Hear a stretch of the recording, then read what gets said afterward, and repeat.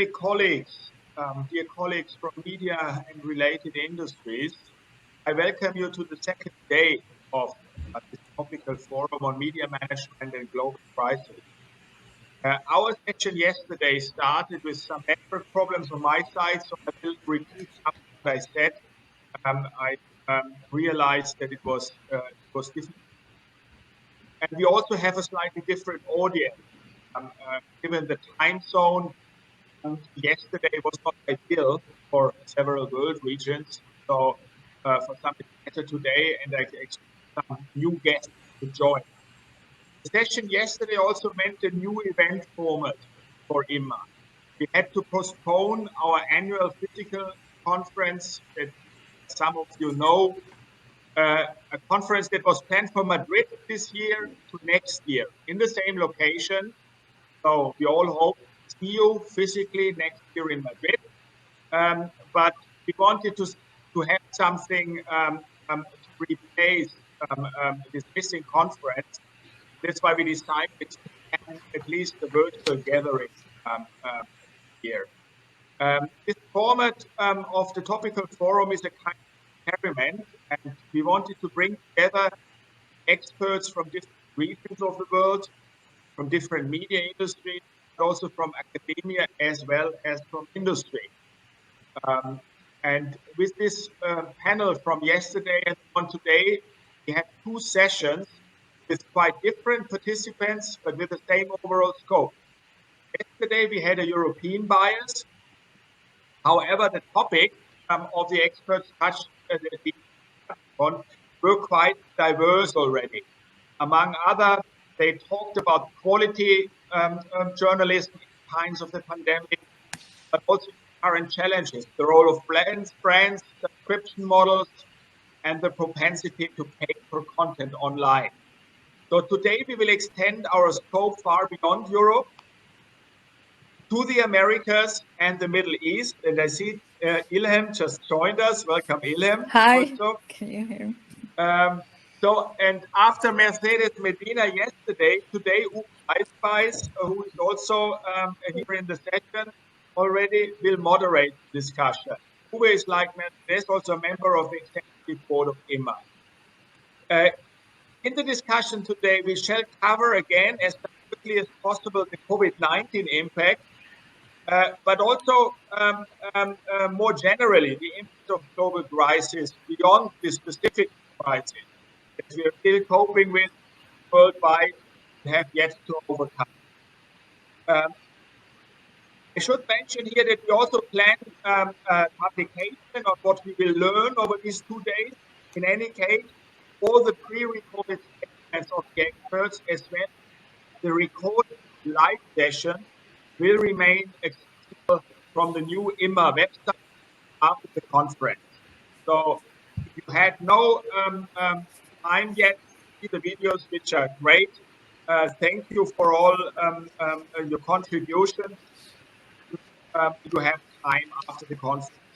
I'm looking forward now to an inspiring discourse among the experts.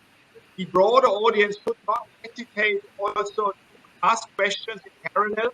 There's an option, and you may as well engage in one-to-one discussion. Direct messages is rule. If you want to directly engage in the discussion with one of the participants, not being on stage. And there is also a networking tool on the left-hand side, just below the session icon, that allows you to work after the session with the participants who register. The videos you find just underneath, where the exhibition booth has the pre-recorded videos on display. Now, Robert Tepper is also here. Welcome, Robert. Can you hear us? I can hear you. I've been listening for a while, but it was difficult for me to use the tool so that you could see me and hear me. Good. Looking forward to it. Thank you. Also, Paulo Faustino from Portugal just joined. We plan, as we started slightly later, we plan with an additional buffer of 15 minutes or so. I hope you can make that. Uwe, as the moderator, will decide. And if there is a lively discussion, we could just keep on going. There is no limit. And I hand it over now to you. The floor is yours, Uwe, dear academic and industry expert. The discussion is open. Yeah, thank you so much. Thank you so much for attending session 2 of our topical forum. It's on media management and global crisis, and we would like to discuss the immediate effects and longer-term changes for media management. And as our chairman Carlos just said, this is kind of an experiment with a new conference format. So let's give it a try. And the audience, please raise questions via the chat. The questions will be collected, and I will bring in the questions to the panel. A warm welcome to our panel discussions. Thank you for being with us, and thank you for being part of this experiment. We have, from the academic perspective, Professor Ilham Alabi from Northwestern University in Qatar. Hello. We have, I'm not sure if he's right here. No, she's missing at the moment. So we have Paolo Faustino, who's professor at the university, and he was the chairman of this organization for many, many years. And we have, last but not least, Eli Noam, who's professor at Columbia University in New York. And by the way, he is one of the founders of this organization, of the International Media Management Academic Association, and he also was chairman of this organization for several years. From the industry perspective, we have Ricardo Grandur. He is the executive editor of the Brazilian daily newspaper O Estado de Sao Paulo. And we have Robert Pepper. He is head of global connectivity and technology policy from Facebook. Hello. And also from Portugal, there is João Palmeiro. He's the president of the Portuguese Press Association. So just one of our discussants missing, but I think Cristobal will join us during the next minutes. So thank you for being here, and I would say let's start with the session. Let's start with the discussion. We had 3 pre-recorded videos, but I'm not sure if everybody in the audience had the chance to watch the video in advance. I would like to give the discussants the chance to just summarize or sum up their main or core statements. First, Ilham, your statement was on the impact of COVID-19 on the advertising market in North Africa and the Middle East. Would you please give us a short summary of your core topic?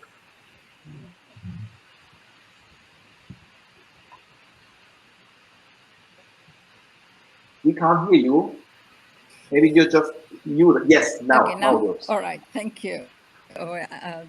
Thanks for the introductions, and thank you for the IMA organizers for this event.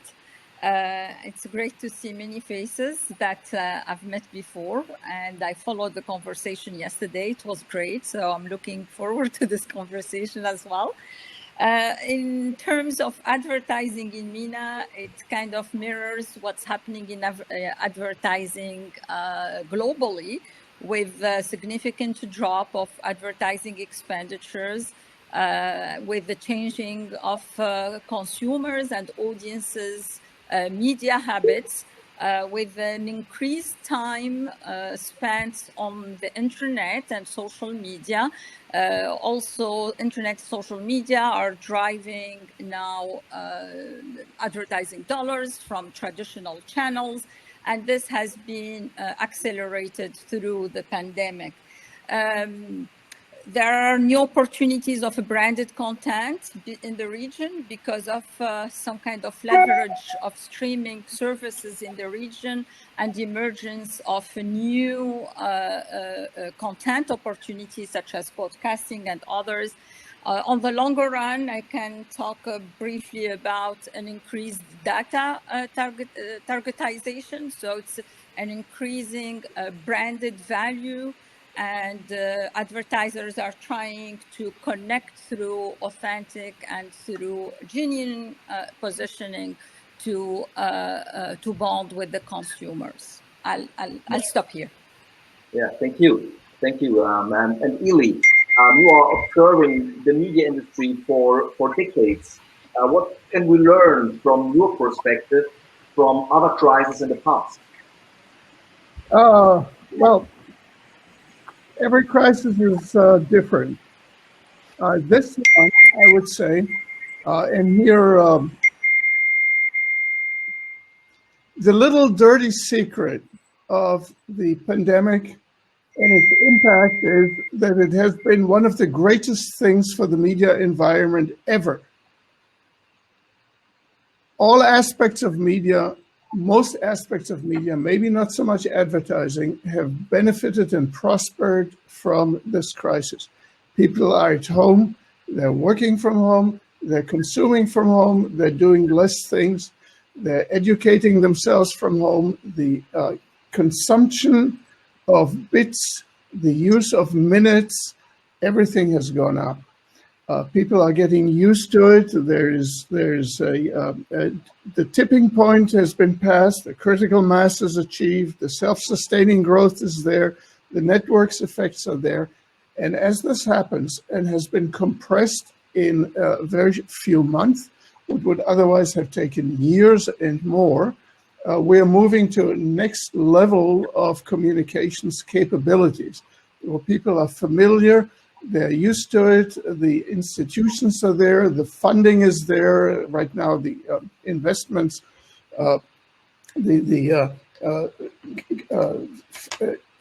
it is almost costs nothing to invest right now because the interest rates are so low. As inflation will go up, the interest rates will in fact be negative in real terms. So there are lots of people sitting at home worrying about their jobs, worrying about the future, who are innovating and conceiving new projects. So we are on the verge of some really kind of important developments in the media environment. And for as much as the rest of the world is suffering, this sector is prospering. And I know that it is sometimes hard to admit that. There's a bit of a survivor guilt here. But in the meantime, shares of companies like Bob Pepper's company have been going up, and other companies have been prospering. And so innovation is up, and education, and new innovations in forms of education are up. Now, of course, there are losers. Retail is losing, and media that services particular retailers are using in terms of advertising, such as magazines, paper magazines. And so there are some losers. Live sports are losing out. Live events like live music concerts are losing out. But on the whole, this sector has been prospering, has given a new lease of life, and we should be, in that sense, be grateful for being there when this media environment has needed us more than ever. Imagine 25 years ago how the world would have gone through this crisis without the infrastructure and the capabilities that have been built upon it that we now have. Okay, yeah, thank you. And Paulo, what are your observations on media management in this actual crisis? Paulo?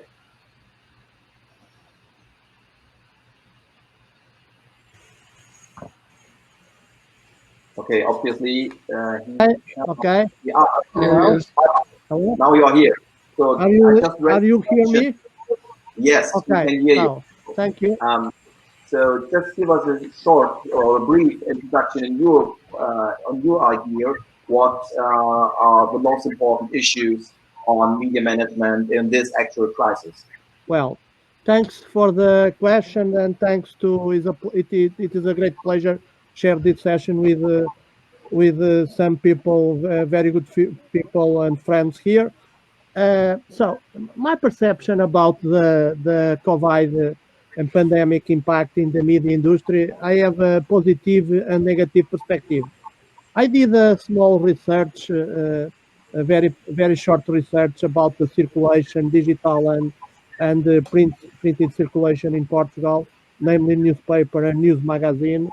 And I had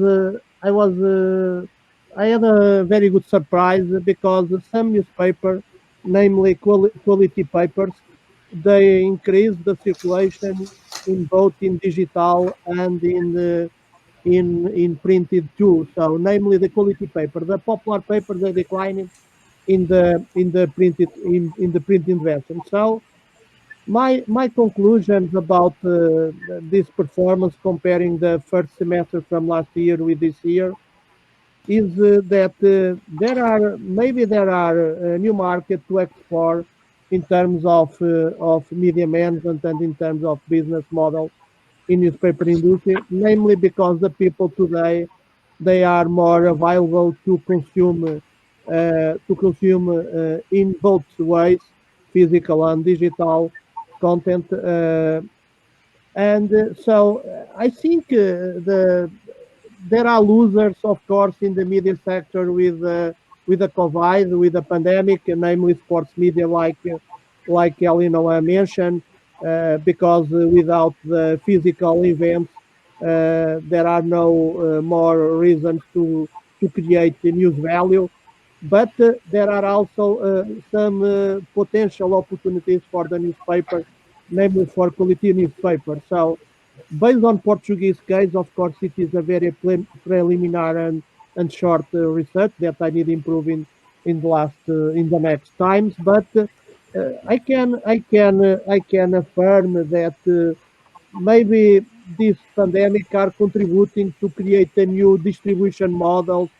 They are contributing to revealing the news platforms, news content, both in physical and digital, and special the people are valuing the credible news because the newspaper that increased more in Portugal during this first semester were the quality papers. Popular papers declining, but quality papers they increase the circulation in both in digital and physical. So my conclusion is that I don't know if we can pick up a robust conclusion, but maybe this can give some inspiration to us to give us an inspiration to understand if there are new markets to explore in one perspective from one perspective of digital, but also from print version because the people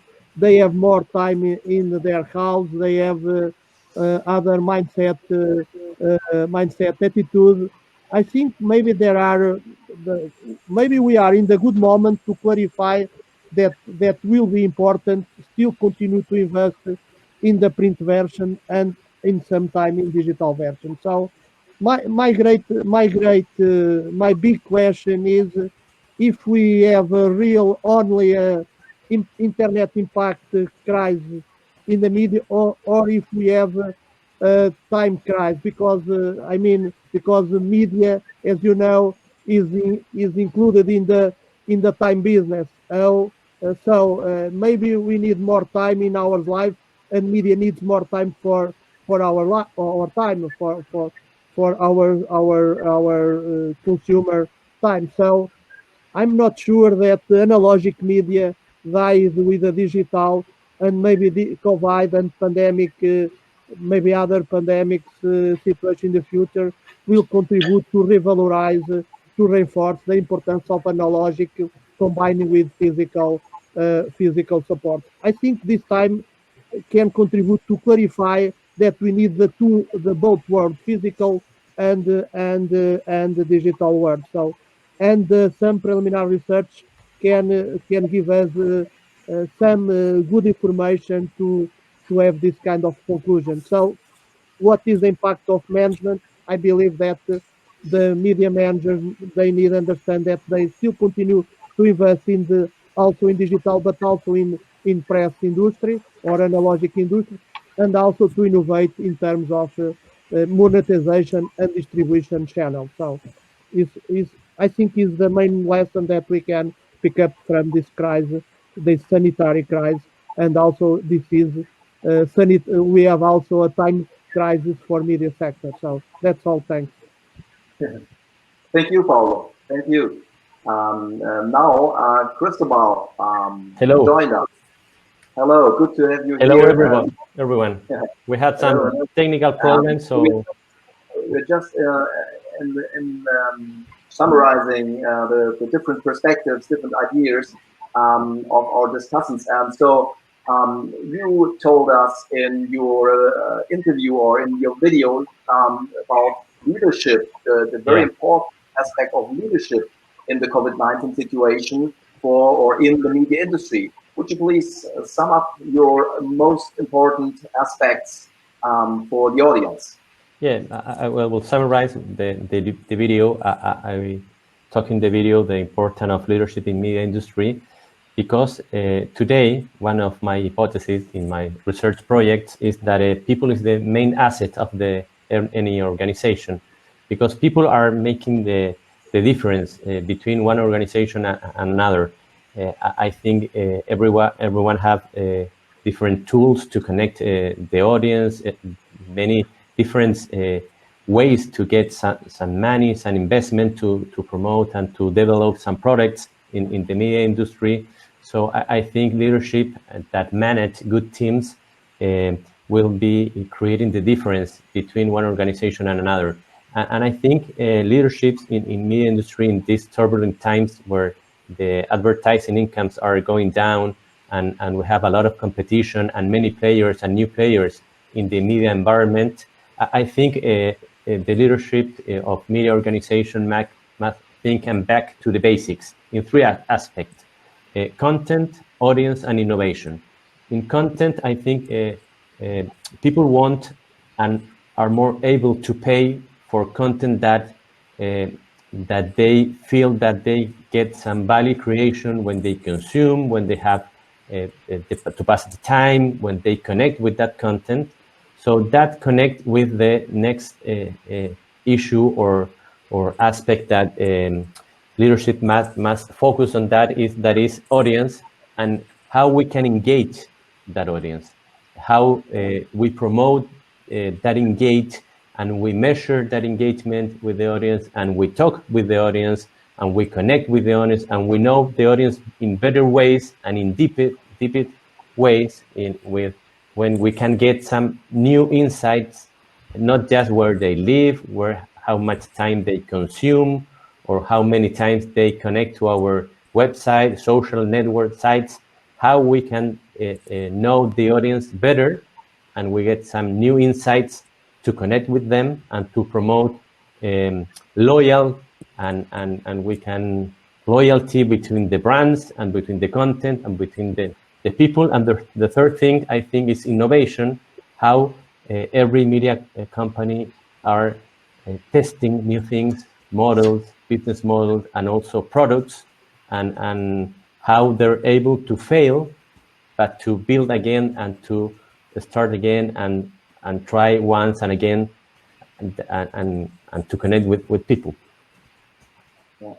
Thank you very much. We will come back to that topic later in the session. And now I would like to hand over to our industry experts. Robert, just tell us about Facebook. What are the implications of the crisis Facebook is faced with? First, thank you very much for inviting me. This is great. As Ellie knows very well, I'm a fallen academic. Before my career in government as a policymaker, and in industry, I was a professor for many years. And the issues. So a couple of things have struck me from yesterday. Great presentations and the videos and this discussion today already is I'm really struck by the optimism, and there's been a lot of hand wringing about the shifts pre-pandemic and the challenges faced by the media and media organizations. But what we've seen, and Ellie made this point, what we've seen across the board is an acceleration of the trend and the trends that we saw before the pandemic. And that acceleration has forced companies to reevaluate, their models, their business models. Cristobal's points about innovation, content, people, and innovation, I believe, are absolutely correct. We're all familiar with Christensen's innovator's dilemma, and the most difficult things for companies to do is change, and the most difficult change comes for the companies that are historically very, very successful, because they try to hold on to their old models as long as possible, which makes complete sense. What we've seen in the pandemic with the dramatic shift in consumer behavior, audience behavior, and the rise of the new content and the new narratives, we've seen the traditional companies having to accelerate their own internal assessments for their own internal transformation.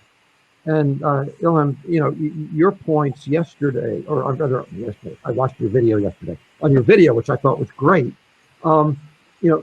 makes these points, and how, in the MENA region, digital advertising has, for the first time, in terms of revenue, surpassed television advertising. And this is forcing the traditional players to rethink what they do, how they do it, and their business models, and who they partner with. So I'm actually also extremely optimistic, notwithstanding the challenges. The most difficult thing for any company to do is make change, right? We all talk about we love change. Well, none of us like change. It's always difficult. But when we're forced to change, when we're forced to focus because of a crisis like the pandemic, it's accelerating the types of change for the traditional players. And as Ellie pointed out, there are all kinds of new entrants, in addition to the traditional large digital platforms like, Facebook and Google and so on. We're seeing a lot of new entrants and new relationships. Let me, one of the things that's challenging everybody is the point that was made yesterday and today, which is the competition for time and attention, right? And that is putting pressure on the traditional advertising model. Advertising is based on attention, even targeted advertising. And as we're beginning to see, excuse me, what we're seeing is the shift from advertising as the driver to a blended model of advertising and subscription. And what we're seeing here is something we saw 20, 25 years ago from free TV to pay TV, cable TV, satellite TV. When there was free TV, everybody assumed that there was no willingness to pay for your TV that you used to get for free on free to air. What began to happen was that as more people had opportunities to see more selected content on the premium channels and the pay, we began to see that there is a willingness to pay, and that led to quality, very high quality production. What we're beginning to see now, also on the traditional media, but particularly in journalism, with paywalls and some very creative paywalls with 20 articles for free or 30 articles for free each month, or being able to share certain articles, is the evolution from pure advertising. And by the way, it was never pure advertising because most people actually bought a daily paper. And so there was some form of subscription, but we didn't think of it as subscription. But now we're seeing the evolution to a much more blended advertising and subscription model to support quality journalism. The last thing I want to say is that because of this acceleration, because of the importance of being connected, because of the importance of the digital experience for the consumer as well as the new creative producers, we cannot forget that half the world is not yet connected to the internet. And this is one of the things that I focus on every day in my day job, which is the part of Facebook that most people are not even familiar with, and that is, our networks, our infrastructure, are partnering with mobile operators and others. There are 3.5 billion people on the planet connected to the internet and benefiting from this transition to digital and blended, physical and digital.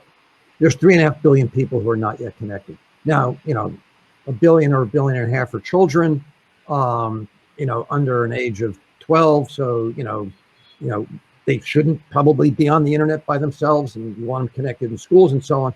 But when we're looking at the adult population, or population of, over 15 years, there is a very, very large part of the world that is not yet connected for a variety of reasons. And it's not necessarily the lack of the networks, the supply side. A lot of this has to do with the demand side, relevant content, local language, but especially the skills, digital readiness, digital skills, digital literacy that are preventing people from benefiting. My concern, and by the way, we have data based upon an annual study we do that's a time series called the Inclusive Internet Index, a study we do with the Intelligence Unit, that what we have seen in the past several years is that the upper 3/4 of countries based on income, the upper income, middle income, and upper and lower middle are improving in terms of internet adoption. The lowest income countries are stalling out, and there's a new digital divide growing between the lowest income countries and the remaining 75% of countries. If that's the case, that is not acceptable. And particularly for the kinds of content and media, quality journalism that we're focusing on here. So that's just something that we have to be aware of, because we're talking about today and yesterday the people who are already connected and how they're being affected by the transformation from physical to digital. Yeah. Thank you. Yeah, thank you for your insights. And I would like to hand over to Ricardo. Ricardo, what about the Brazilian newspaper industry in particular? Hello, everyone. Are you hearing me well? Yes, great. Okay, so a big pleasure to be here. Thank you so much for the invitation. Let me summarize some topics I've been observing in this pandemic regarding the standards in the industry, and especially the workflows inside newsrooms. But I would summarize in 2 blocks. First, I'd like to highlight some topics at the front end of our business, our activity, at the front end, outside the walls of the newsrooms of our companies. Well, first, and I divided those topics in negative and positive, if it's that simple, but I tried that. So first, of course, printed products deliveries were extremely dramatically impacted, especially here in Brazil. So it's if this format of delivering news still alive, were suffering with the pandemic, reached dramatic situation, the printed product delivery. But on the other side, I would say the user, the schedule of people, the time and the habits of dedicating lifetime or the daytime to the consumption of news. I think we haven't not understood this changing. This is still changing, and of course we will come to big opportunities. I've passed four last years managing a national radio operation here in Brazil, and for radio consumption, for example, the changes are dramatically, because we don't have more the driving time or at that level, and but people are listening more to radio at home. So still at the front end, of course, the polarization, especially related to health services, the government, especially, here in Brazil, we have a high polarized environment. requiring from newsrooms even more hard time dedicated to fact-checking. But still at the front end, I think there's something else we haven't already felt. The changes, the user habits of technology consuming are being enhanced. I see people that never experimented e-commerce or a technology device are starting to use that. So this is something the news industry, I believe, will enjoy in the near future. More people became familiar to technology use. Inside our walls, at the backstage, as I used to say to young people, to the students, any interview was made possible because everyone was at home. So it's a matter of imagination and planning. So I think this had a interesting impact on training and the workflows of the newsrooms, especially among the younger. So I see now when companies are starting to plan. Well, here in Brazil we are practically facing the so-called second wave, but companies are starting to plan their life back to the people in the newsroom again. But maybe we will have a hybrid model with half of the newsroom live or half of the newsroom working from home. So, but the workflows, the meetings, all the journalism workflows, it's again another thing we haven't the right picture of the changes. Is still changing, so we need to observe that very carefully. So that's my main topics for now, and then we can discuss a little bit more. Thank you. Yeah, thank you, Ricardo. And now I think Joao is with us. No, he just left in this second. So obviously Joao has technical problems. So I will raise a question to Ili. Ili, Robert just said that this crisis will just speed up, or let's say accelerate, trends we had before. We also had before. Do you think this is the case, not just for the digital industry, but for also the traditional media industry in general?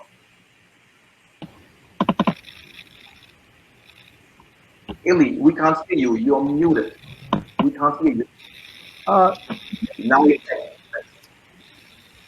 Yes, it is correct. Acceleration is all upon us. In fact, there's some noise somewhere here. In fact, acceleration might be the dominant theme for management and for societies coming up, because wherever we look, there's acceleration. What used to be change management might have to become a new specialty, which is acceleration management. We see culturally in globalization of cultures. We see a greater intensity of the communications process, sensationalism, click-oriented media. We see it in politics, where the attention span is shortening and the societies are fragmenting. We see it in people management and the hiring and the training and the recruitment of people. We see it in technology adoption. And it is therefore not particularly surprising that some of the newer media giants, such as Facebook, such as Google, or Amazon, are coming from the tech direction, not from the media direction. They're tech companies, Netflix, another example, they're tech companies that are good in what they do, and they're good also in what they do in media. And it does not move in the opposite direction very much of traditional media organizations. There are few examples of true success. in the United States, Disney might have gotten it better than most of the other traditional media companies, but the others are not doing particularly well. So it is also true that the acceleration is taking place when it comes to government relations, how to deal with government, how to formulate policies and regulations and rules.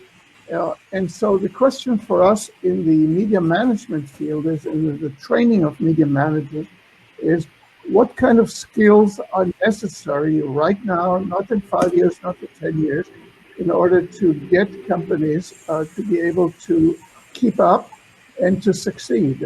It's not the old ways anymore where television, say, broadcast television progressed at a very lethargic pace. Broadcast television progressed at approximately technological rate of change of about 4% a year, whereas in the IT world, Moore's law type rate of change of about 40% per year was much more dominant, and that's not just for semiconductors. It's true also for the capacity of communications, the bandwidth, the prices that have been coming down.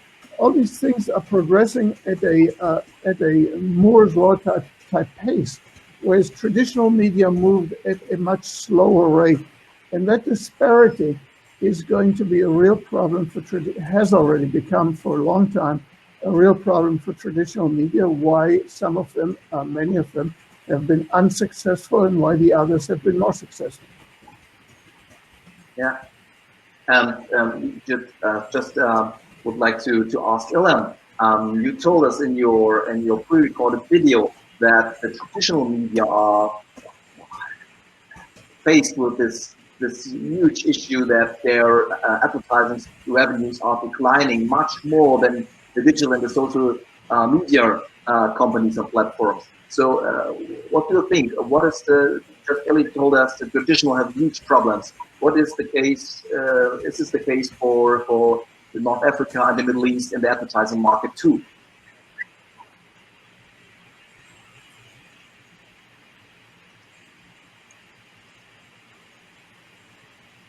We can't hear you. You have to unmute your microphone. Yes. Sorry. Thanks. I thought maybe while people are speaking, I should mute to move. All right. Yeah. Okay. So yes, totally. I mean, we have witnessed here the print, specifically magazines, and also several newspapers that shut down. We have examples here in Qatar and other places in the region. So the print, people are not, I mean, again, because of the confinement, in countries like in the GCC, for instance, here, there's tradition in the print to be supported by the government, right? So it is, we say it's propaganda tools in several ways, but financially they are mainly supported by the government in several countries. The pandemic came, people stayed home, no distribution, the risk of print as well as a media, as a tangible thing, right, in such a context of the pandemic. So advertising dropped, but the advertising moved towards the digital and social, and specifically because as well, not only because it's convenient, but I think, Robert, we're just speaking about profiles of audiences. Across the region, the youth, 18, 29 years old, are nearly 100% connected over the region, even though there is definitely an important digital divide across the region.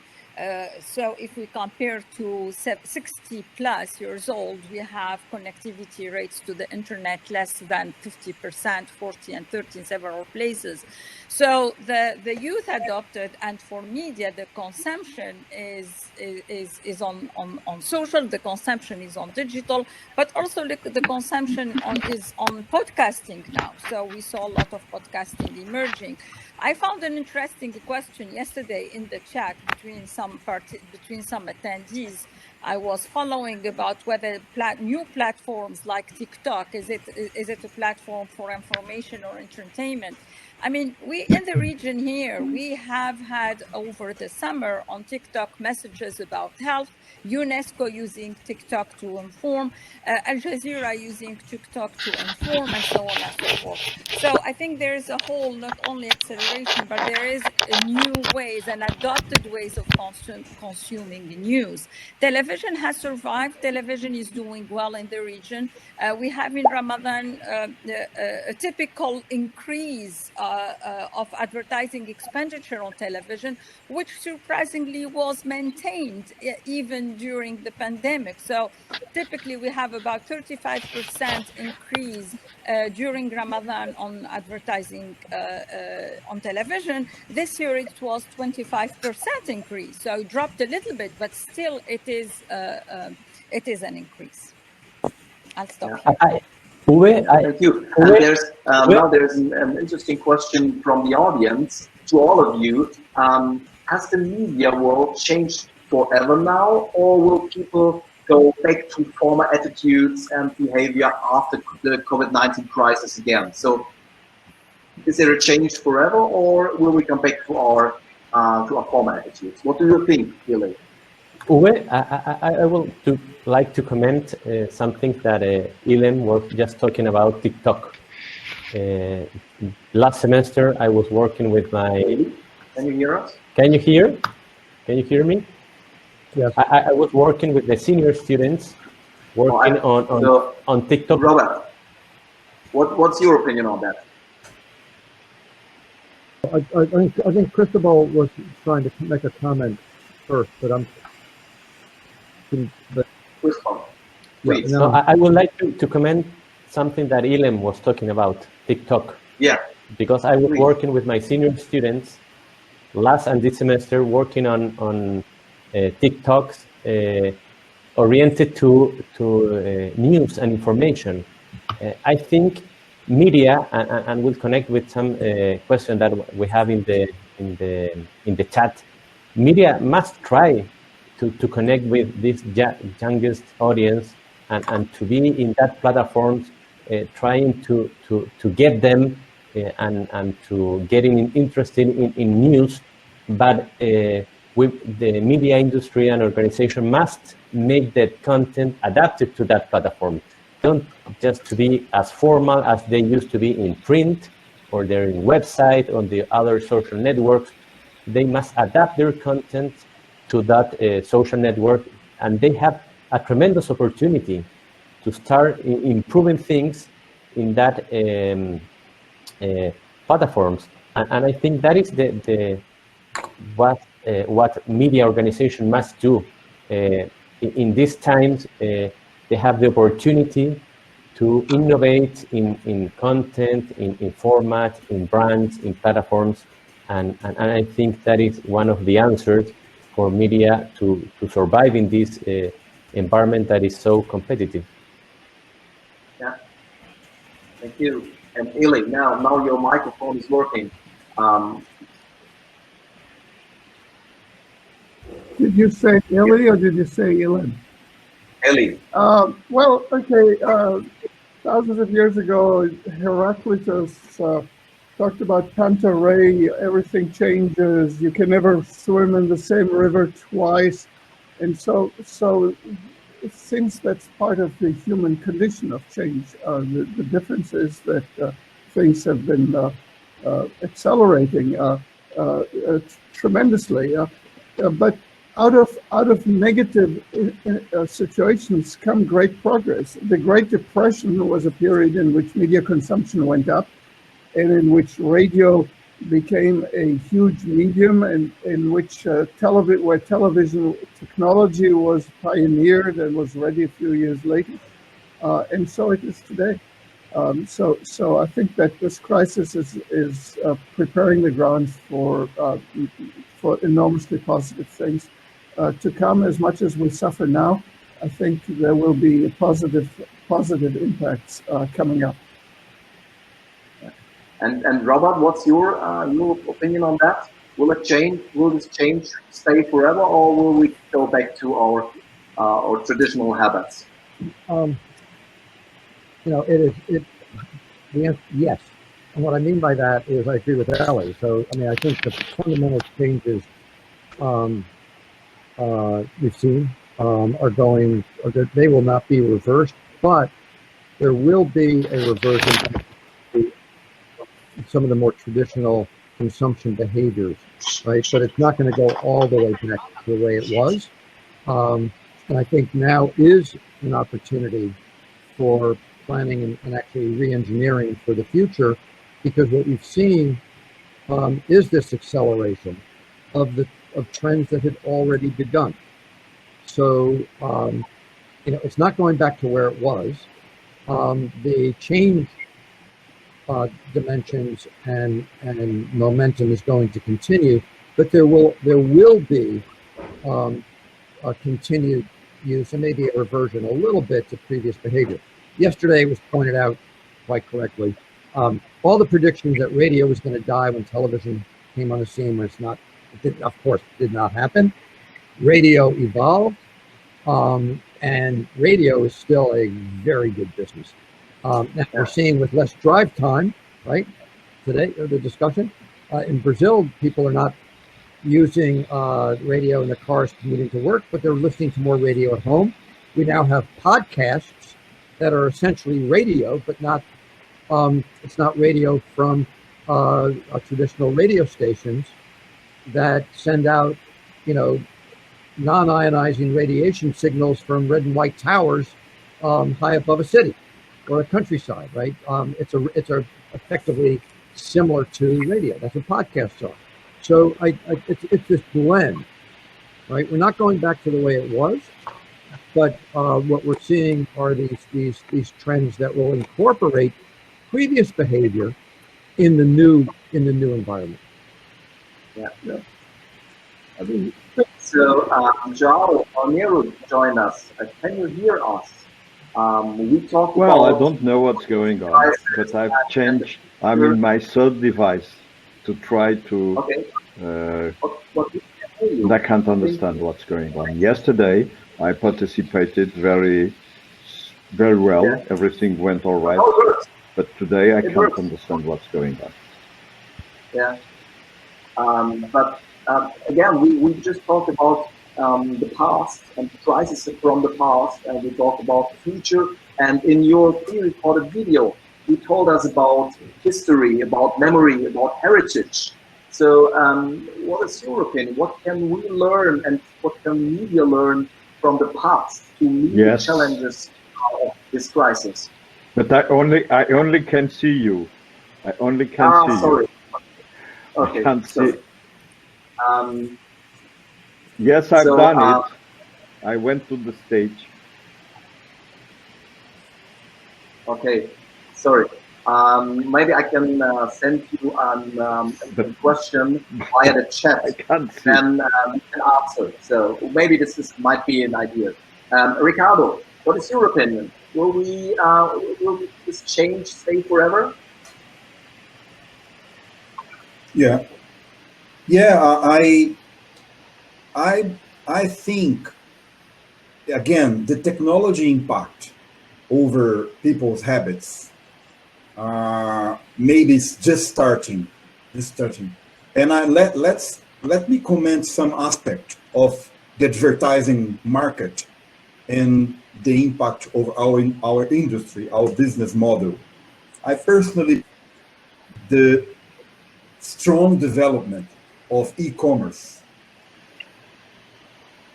can make, in a midterm,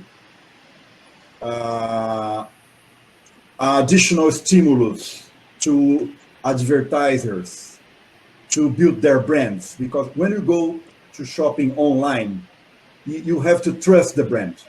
Otherwise, you don't feel secure to pick up something you are not touching and you don't know very well. So this can drive another opportunity for media outlets to help advertisers to take care of their brands. But e-commerce needs strong brands. So maybe we have a good opportunity in the business side in the horizon, midterm speaking. I just had a look on our chat, and there's a question for all of you. So the question is, does COVID-19 change media regulations as well? Not just the business models, not just the user behavior, etc., but the media regulations as well.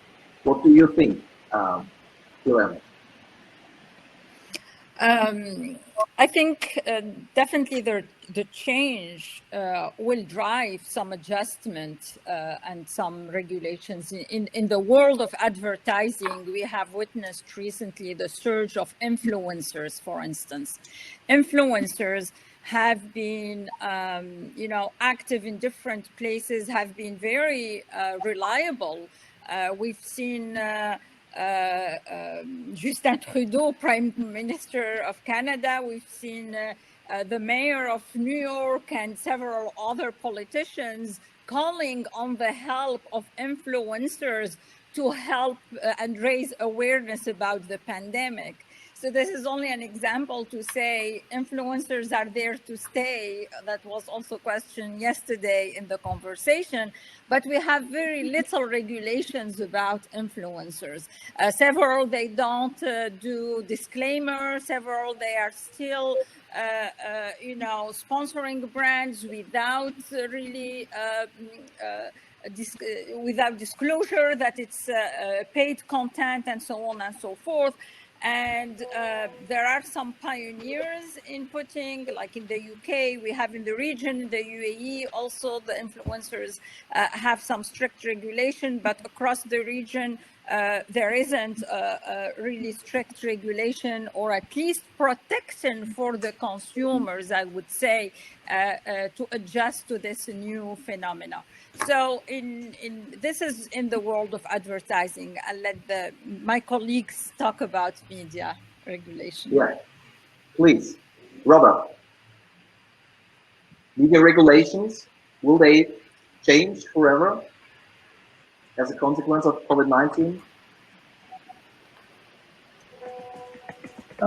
Sounds. You're muted.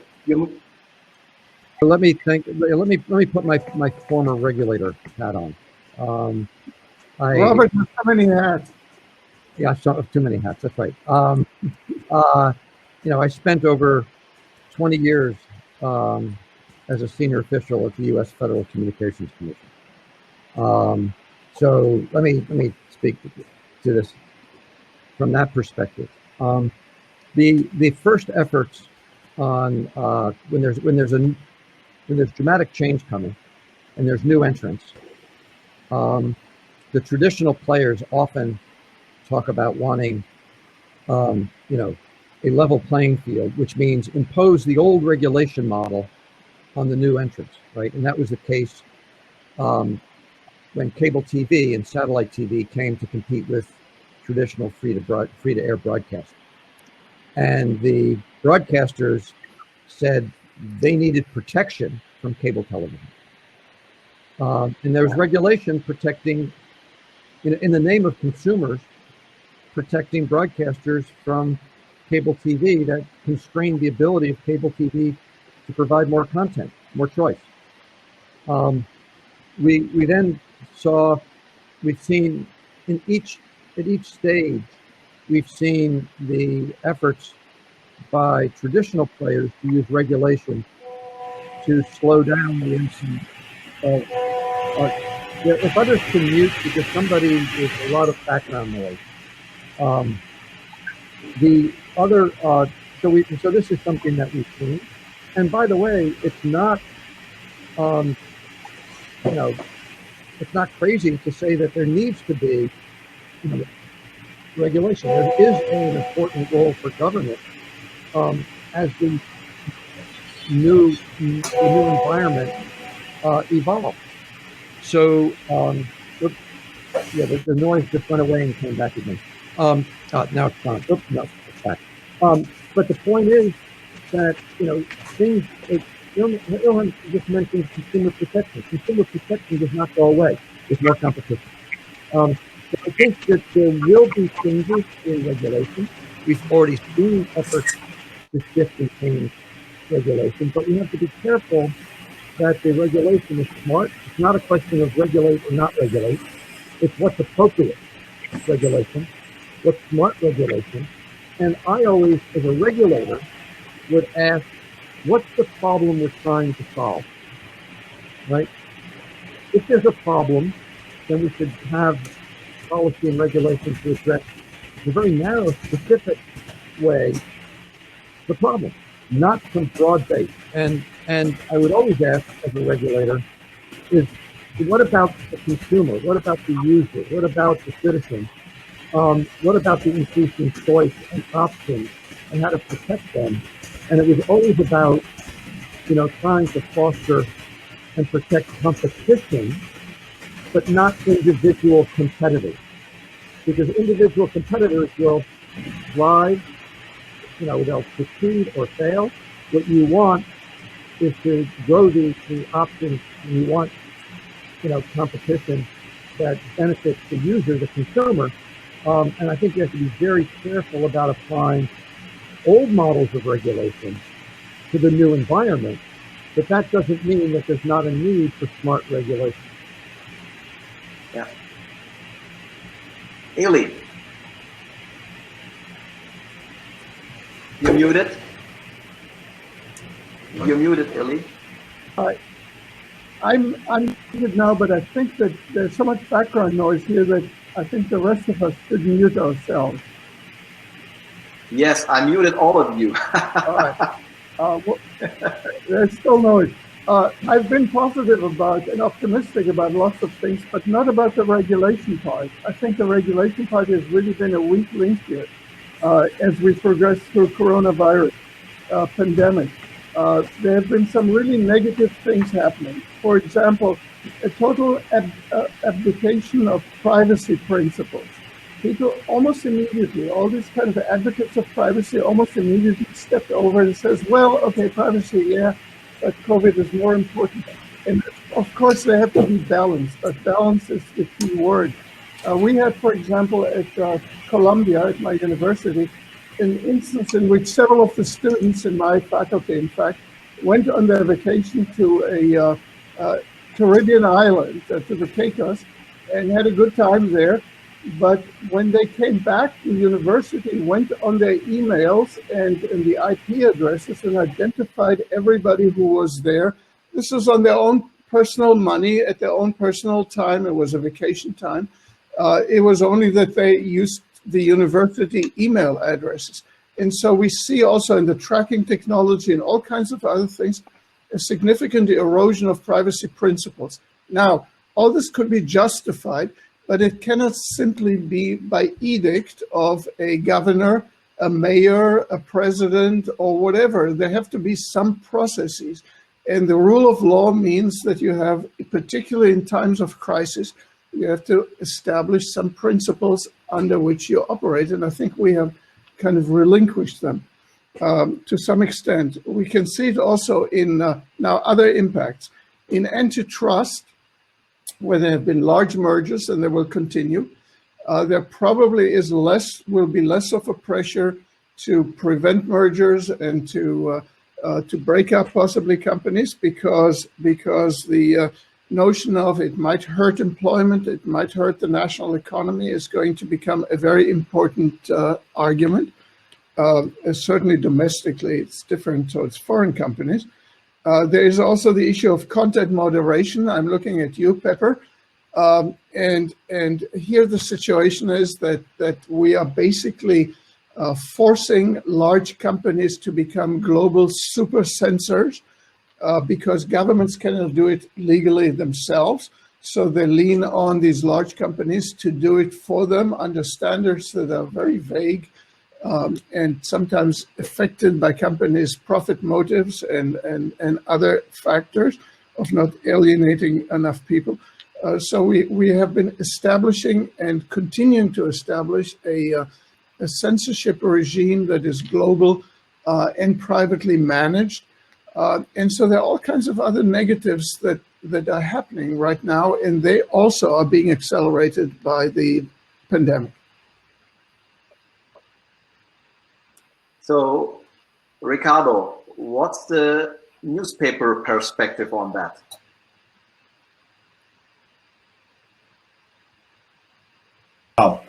Sorry for the noisy neighborhood. There's here, but I try to focus on my phone here. Well, you know, I think the dramatic change that affects newspapers' newsroom is the duty of building a daily product, the printed product, still drives many workflows inside the newsroom in parallel of online activities and publications. So I personally believe that the workflow dedicated to the daily product that summarize all the news belonging to that life period of 24 hours is still organized thinking processes and editing criteria. I'm personally afraid of when the workflow dedicated to the daily product disappears, and I don't see very soon, but someday can do it. All the newsrooms are I think the process dedicated to the daily product educated generations of journalists in terms of prioritizations, criteria, editing criterias, and all the paradigms, classical paradigms of journalism. So this is, I think we need to observe very carefully in midterm speaking. Okay.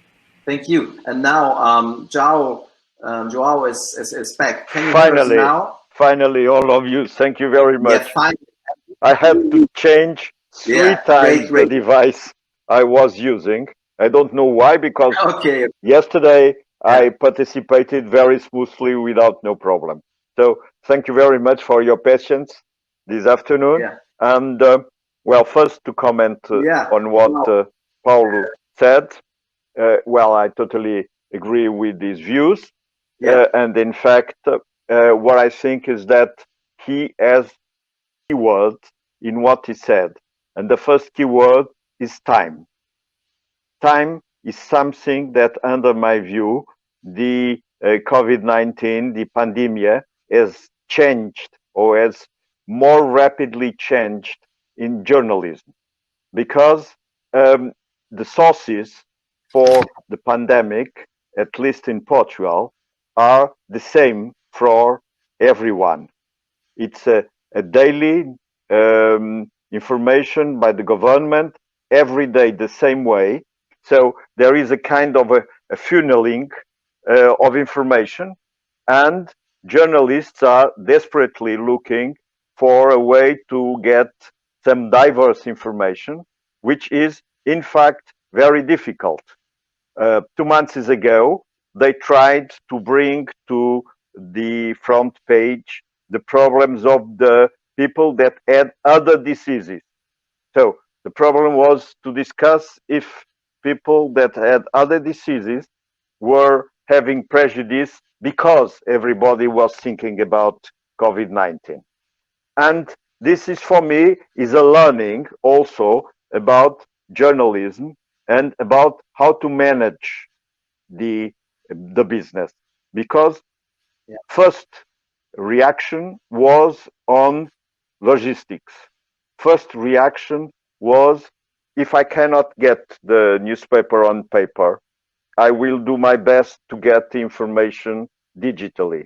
But most of the companies were not prepared to answer a new system of work, most of them on telework, because it was the way they could get some support from the government during those first 3 or 4 months. And secondly, because many of the advertisers stopped. Big advertisers, they stopped because they didn't know what to do. And smaller advertisers stopped because, in fact, they had to close during the first 2 or 3 months. So now, in this second wave, we are in a different position, all of us. And what we see is that they are really beginning to think that it's different. It's in a way complementary, as Paulo said in his presentation. It's complementary between the old paper, be it a newspaper or a magazine, wherever, and the digital. But others are trying to separate and to have a totally separated business on the business and a journalistic way of treating information that is also different from the one in the paper and the one in the digital. And this brings to my last reflection, which is in this very moment in Portugal, yesterday was the last day of the launching of the 5G bribery. So yesterday, it was the day when the operators had to say, I want to be in 5G.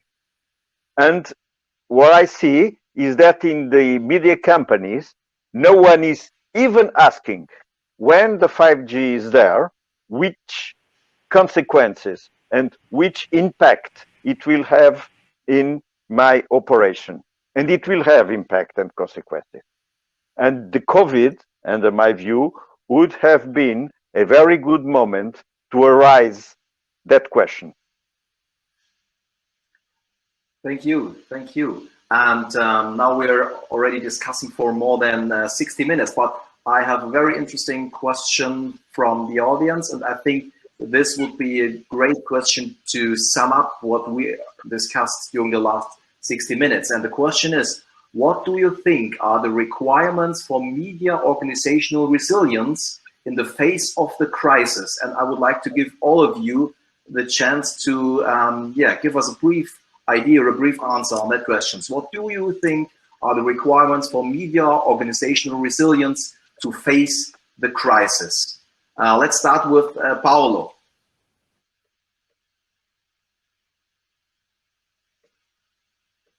Your mic, you have to unmute your microphone. So first of all, to have a money resource, so to be resilient. So, in fact, the problem in this period is in some newspaper and some press industry, they are growing in terms of circulation, but the problem is advertising.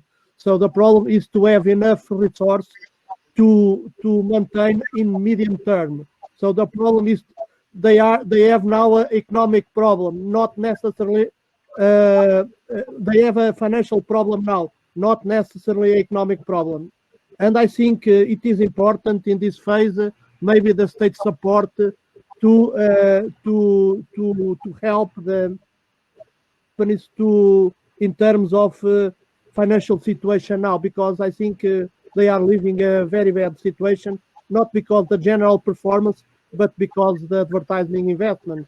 Except some IT companies or some institution related to the health sector, there are no more investment in the media sector in general. So is our experience in Portugal. So they are real in trouble, but of course, the money in short time is a problem. Financial situation is a problem now. But João are of course familiar with the situation because they are pressing to the government to put some incentives in the media, but they are delayed very much. João, how is the situation now? They already put money in some media companies, or they are delaying to do it? No? Yeah. Ilan, what's your answer? João? To myself first. Okay. I think understanding the audience better, I think it's important to develop the metrics that enable to understand and bond with the consumers. I would also say to work hand in hand with the advertisers for new content, sponsored content opportunities. We've seen some initiatives like native advertising, where you have advertisers involved in the editorial content, probably refine that model and make it more transparent and build a more transparent relationship with the advertisers for the best interest of the content provided to the readers. Thank you. Cristobal. I think the answer is innovation, innovation, and innovation. And I think the media brands have a big opportunity with this situation, because people are tired about fake news. In the pandemic and the COVID-19, people want to search for certain information to get some very important decisions in their lives. And I think people are coming back to the big brands in big media news companies. So media have opportunity to catch up back the audience and now start working seriously in metrics, assess ILM, and in engagement, and to start making new products for this new situation or new ways of consumption. Thank you. And Robert, what about you? So, very similar to what Cristobal said. I think there's a huge demand that we're seeing for quality content, and it's about innovation. I think it's also about partnering.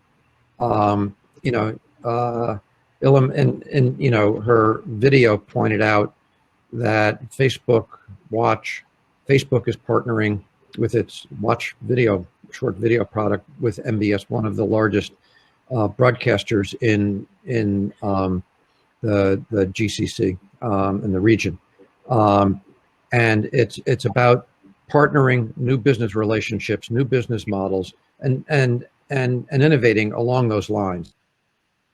Or it's creating value together. One of the great questions that we often ask ourselves at Facebook is, what would you do if you were not afraid? And that's a great question, both at the personal level, but also for our organizational level. What would you do if you were not afraid? And I think it is about risk taking, but having guardrails on the risk. Thank you. Ricardo. Fortunately, okay, hear me? Yeah, I was to say, fortunately or unfortunately, media is a little bit different business, where you have to believe to be in. It's very different from other business where you can decide if you make clothes or cookies or something. So we are under pressure, and business media actors we have to decide to be resilient. Being resilient is not an option. Not being resilient is not an option. We have to be and have to believe to be in. That's all. Thank you. Joao. Yes, I do agree very much with what everybody said, but let me just add a small word to innovation and to creation, which is co-creation and co-innovation. Resilience in the companies of media will not be attained if the old system of I'm selling space for advertising, I am selling newspapers in the street or by any other forms is managed only having in count what I have in house. I have to be sure that my partners understand my business and the way they want to sell me what are their services are part of the resilience of my business.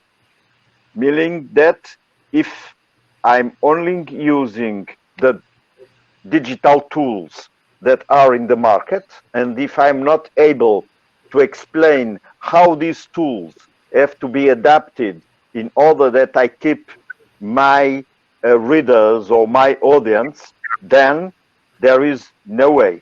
and with the physical distribution, as long as we will be printing newspapers and magazines or broadcasting radio or television in the traditional way, that you will go nowhere.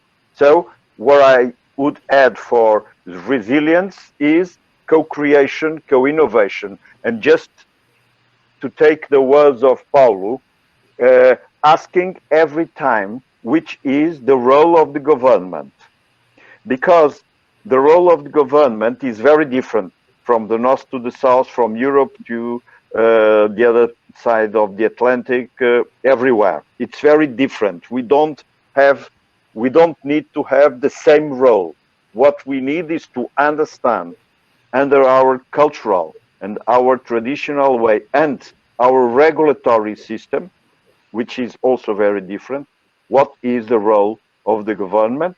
Because if the government still believes that we are part of maintaining democracy as we see democracy, then there are moments when the government has to say present, what, for instance, they are doing in Portugal for restaurants or for hotels, because we are a very depending touristic country and no one is visiting us. So with the media, I'm not saying they have to do the same thing, but we have to think that also there is a world to be discussed.